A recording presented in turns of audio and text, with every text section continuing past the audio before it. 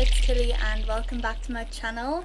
I'm on a safari lodge right now in South Africa and there's literally just deers walking around me right now, and I bought some makeup palettes, eyeshadow palettes that were all like animal colored themed, and they're by Revolution, so I just thought I wanted to buy them and make a makeup tutorial with them while I was out here because it kind of fit the theme a bit.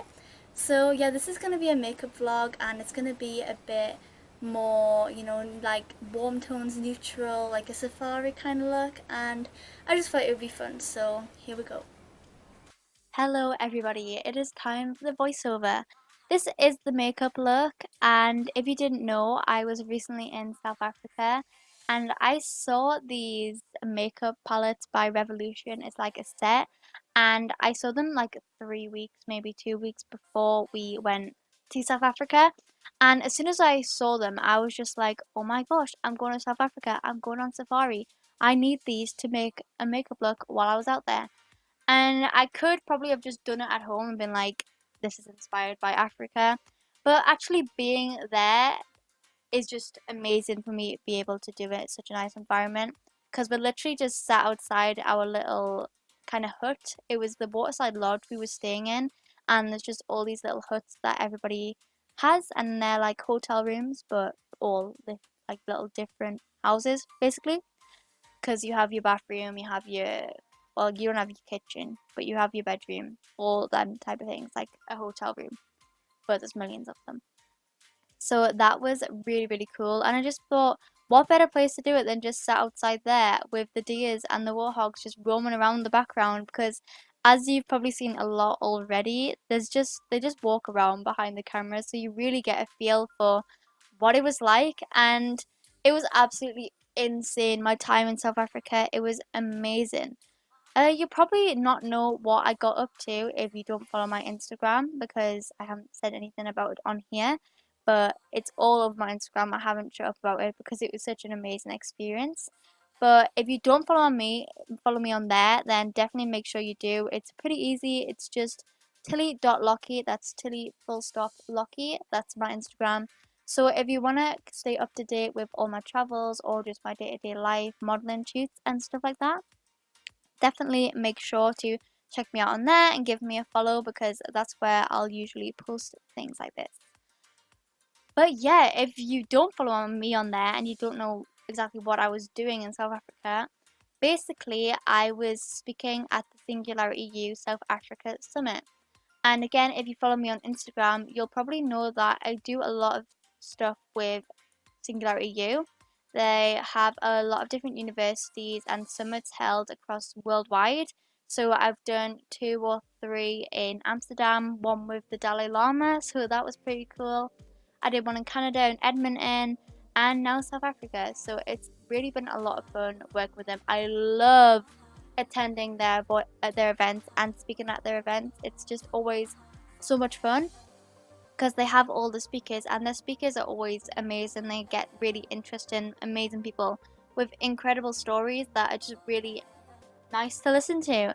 And it's basically like a lecture, so anybody can go there and just learn. Or it's for big investors, so people who are trying to make a difference. They call them the change makers, which is really suiting. And so yeah, it's just basically a chance for us to be able to share our stories with everyone. And it's always a lot of fun because they have a lot of activities and stuff going on upstairs. So in this case, they had a bunch of virtual reality to try out. I did have a go. It was amazing. We also met the dudes who work for HP, and they were pretty cool as well. We just got talking to them. And then afterwards, which was amazing, because usually I'm just at these events, do the convention, and then go home. We just on the flight speak and then fly home again. And that's always quite sad because people are like, so what did you see? What are all these famous landmarks? Did you see any? Where's the pictures and all this? But it's usually like you get there, you speak, and then you have to go. And that's kind of what a lot of the speakers did do, but they didn't just go home. They had other events to attend to. So they did this event and then they got on a flight to the next event in another country. And that is insane. I don't know. I love speaking and I'd want to do that for a living, but I don't know. Flying to a country every 3 days or so and given that speech, that presentation, I feel like it would be a bit much. So huge respect to these people who are literally country hopping and doing their presentation and inspiring people all around the world. That is amazing. But what us speakers that we didn't have to jet off to another location, what Singularity Youth South Africa organised for us was a little bush trip. And that's where I am right now in this video. Well, not speaking, I'm at home now and I'm really sad about it. And I know I'm being a typical British person here, complaining about the weather, but in South Africa, the heat reached the highest, I think, was 40 degrees. And we're not used to that, but it was amazing. I'm not complaining about the heat, I'm complaining about the weather here.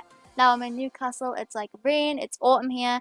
I think it was the beginning of summer, end of spring in South Africa. So it was really, really beautiful. They had all the jacaranda trees, the purple ones. It was amazing. And then to come home to Newcastle like this, it's like, okay, I want to be back right now. But yeah, they organised a bush trip for us all, and that was really amazing because for the people who stayed, it was almost like it's cool when we're actually at the summit, but that is considered work for us, and I'm really grateful that that is my work because it's incredible. But being able to go to the bush trip afterwards and just really being able to talk to people over a meal about what they're doing is insane. Like, just nice being able to chat with such interesting people. It's amazing. But yeah, I can't express how much I love the bush trip, and I brought my sister along too, and she adored it. But we did luckily manage to see the big five. So we saw elephants, we saw rhinos, we saw leopards, we saw lions, and we saw buffaloes. So we saw all the big five, and we were really lucky about that because we were only there for 3 days, and it was mainly this one morning we just got up. And that's another thing, you have to wake up at like 4 a.m. every day, and I'm not a morning person, so this is very rare that you're hearing me say this, but we were actually excited to wake up because you got outside, it was 40 degrees, you got to watch the sunrise and get on this huge vehicle, and it was really cool. Like, the tires were huge, there were no roof, so you just got that breeze and you were just driving around in this vehicle, seeing all these animals in their natural habitat, and the birds were singing and you were watching the sunrise and you were just talking. It was just amazing. So if it's not already on your bucket list, or if you've not already done it, definitely you need to make a bucket list where you stick having a bush trip in South Africa if you can, way at the top, because it's such a life-changing experience, and I can't express to you how much we loved it, and I definitely hope to be back soon. So I really, really, really, really, really thank you to Singularity Youth South Africa for organising this for us. It was really incredible to be able to experience the country while we were there. But yeah, this morning we just woke up and we just saw absolutely everything. The rhino was the last thing we got to see, and it was a really shy rhino. Unfortunately, what they're having to do now at the lodge is they're having to kind of remove the rhino horn from the rhino because of all the poachers that go in and they kill it to take their horn for medicine and stuff like that.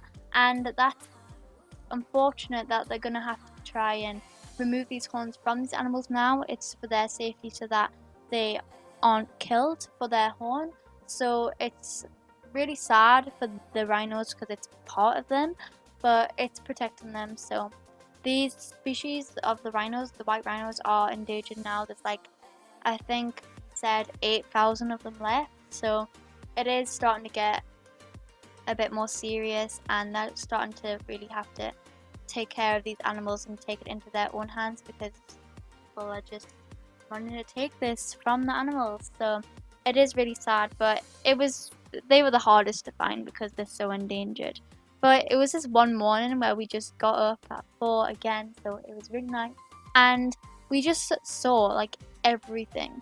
We saw these hyenas that had took down a female lion, and that our driver said he would never seen that before. He had never seen that before because it's very rare that a hyena would try and take on a lion.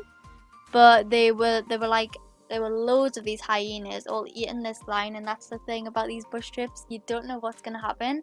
So if you are sensitive to that kind of thing, you've just got to remember that it's all the circle of life, and they all have to do it to survive. So, you know, But that was insane because it's nothing in all the years of working there anybody had ever seen before. But there were about 15 of these hyenas who took out this lion and they were eating it.